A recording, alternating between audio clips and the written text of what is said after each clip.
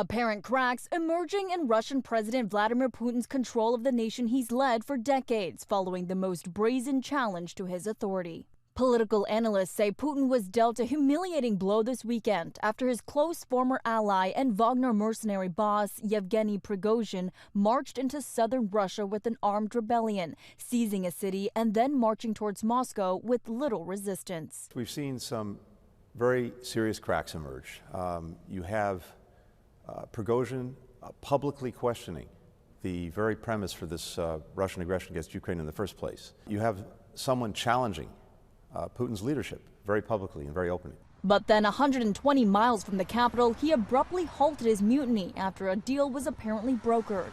The Kremlin saying criminal charges against Prigozhin and his men would be dropped. Prigozhin was supposed to receive exile in Belarus and some of his men be folded into Russia's army. But a new report today says a criminal case against Prigozhin is still open. Putin initially denounced his former confidant, calling Prigozhin's actions a stab in the back. On the battlefield, Ukrainian President Zelensky warns Russia may be planning a potentially life-threatening attack on Zaporizhzhia, Europe's largest nuclear plant, calling on the world to help.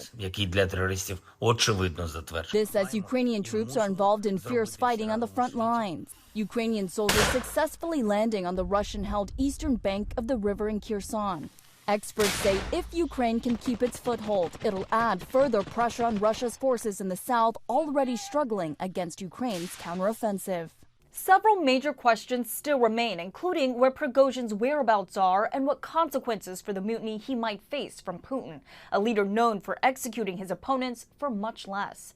M. Nguyen, ABC News, Washington.